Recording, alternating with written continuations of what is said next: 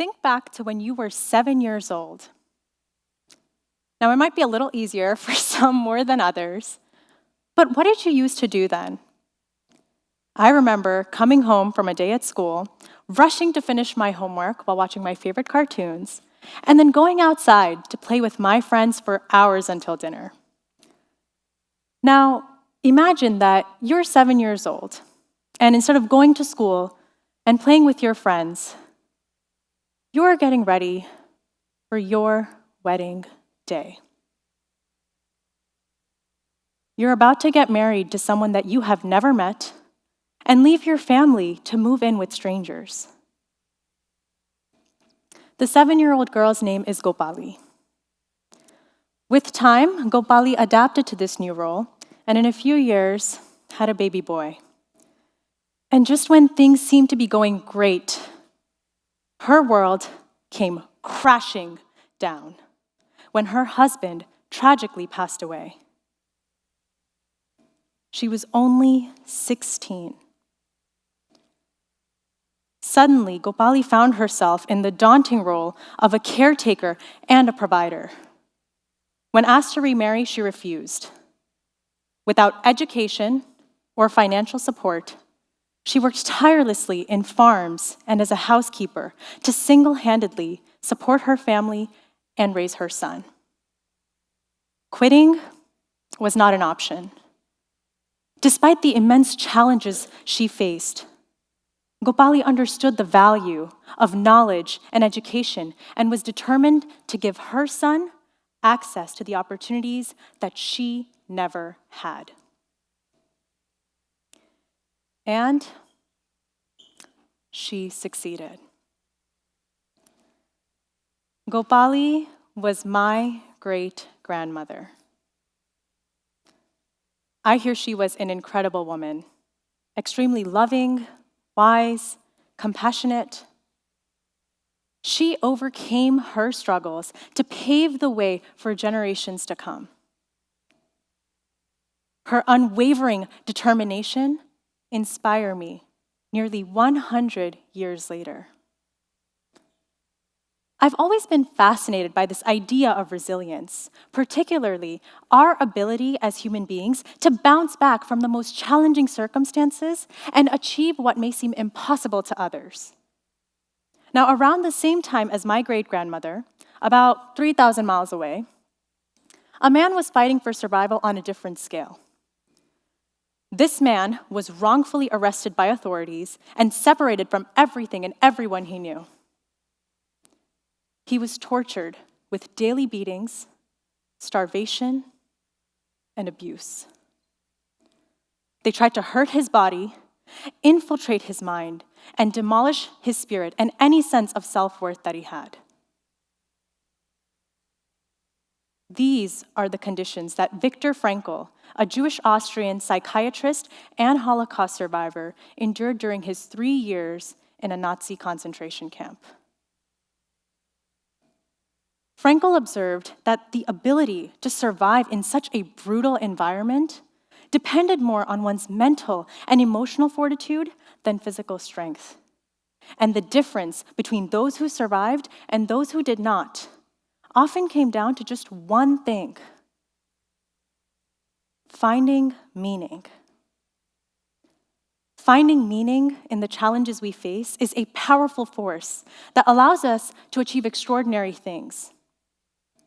If we look at some of the most successful people in the world today, we'll find that many have faced significant adversity in their lives. But not only did they overcome these challenges, oftentimes they attribute their success to the lessons learned and the resilience developed in the low points of their lives. I learned resilience from my parents. I was only 4 years old when they made the life-changing decision to move to the United States. My father, Ravi, only had $500 to his name. My mother, Mira, was pregnant with my baby brother. And I was heartbroken about leaving everything behind. We were all facing an uncertain future. We were starting our lives in the US from scratch. My dad was working 2 jobs, day and night, while completing further education, and as a result had little time to spend with the family. My mom, who had just given birth, was finding ways to make money from home so that she could look after us. Our first winter here was brutal. I still remember walking to preschool with what seemed like mountains of snow on both sides of me, wearing 4 sweaters and 3 pairs of pants because we couldn't even afford a jacket. But despite our financial struggles, it was the loneliness and isolation that came from leaving everything behind that hurt us the most. My parents were tempted to just give up and go back multiple times during those initial years. But their unshakable determination to build a better life for our family kept them going. With hard work and resilience, they not only survived, but thrived. And it's because of the countless sacrifices that they've made that I stand here. I'm a former Miss New Jersey USA and runner-up to Miss USA, which is a competition that sees thousands of exceptional women competing each year for the chance to represent the US at the Miss Universe pageant. I am the first South Asian woman in the history of the competition to achieve this placement. I'm an entrepreneur with the reach of millions online, and this influence allows me to advocate for causes that I care about and help individuals level up by giving them guidance on self-confidence and personal development. But all of this came about because of the resilience, hard work, and sacrifices of my family members across generations and geographies. And it's also important to acknowledge that the opportunities that I have access to today was not even within the realm of possibility for the women in my family just a few generations ago. Adversity can be difficult and painful, but it can also provide opportunities for growth, learning, and transformation. In fact, research suggests a moderate amount of adversity is associated with increased self-esteem, enhanced problem-solving skills, improved relationships, and a greater sense of meaning and purpose in life. Going back to Viktor Frankl, he observed that those who cultivated the mental strength to survive the brutal conditions of a Nazi concentration camp demonstrated 3 key coping mechanisms. Number 1, rich inner lives. We can cultivate rich inner lives through mindfulness practices like journaling or meditation, which allows us to form a stronger connection within ourselves and focus on the present moment. Number 2, purpose. We can find purpose by devoting ourselves to a cause, giving back, or by creating a compelling vision for our lives, which allows us to get clarity on our personal values and priorities. And number 3, perception of choice. No matter how difficult external circumstances are, we always have the freedom to reframe adversity to find the learning in that experience instead of letting it overcome us. Now, I want to stress that adversity can come in different magnitudes. And sometimes resilience is not needed to face external battles, but the intellectual and emotional turbulences that only you know. Imagine this. You are an actor given the chance to audition for your dream role. This role will make your career. Excitedly, you run to your room, cancel your plans, and lock yourself up to prepare. You toil, enlist the help of coaches, and put your all into bringing this character to life. Finally, you film your audition and submit your very best work. As the days go by, you can't help but feel anxious about the outcome, wondering if you made a strong enough impression to be considered for this role. Each time you get a notification, you feel a surge of hope, only to be disappointed when it's not related to the opportunity. After an excruciating wait, you decide to follow up with your agent. You get an email back, and the first word that you see is, unfortunately. The rejection is a punch in the gut. But this is what happens all the time. As glamorous as a career in acting and modeling may seem, very few know all that happens behind the camera. They say that 90% of the job is auditioning, aka going through this process. The constant rejection started to take a toll on my self-esteem. I started to feel like I was not deserving of success in the work that I was doing, or in anything for that matter. Success felt out of reach and unattainable, and I found myself feeling stressed, anxious, and a lack of motivation to persist. No matter what field you're in, rejection could be a significant part of your journey as well. Do you know that nursery rhyme? The itsy bitsy spider climbed up the water spout, but then it gets rained on, and then it gets back up again. Well, after getting rained on and getting back up over and over and over again, this itsy bitsy spider thought that she'd never make it to the top of the water spout. What got me out of that slump is realizing that there's a land beyond resilience. While resilience is about enduring stressors without breaking, anti-fragility, which is a concept introduced by Nassim Nicholas Taleb, involves using stressors to grow stronger.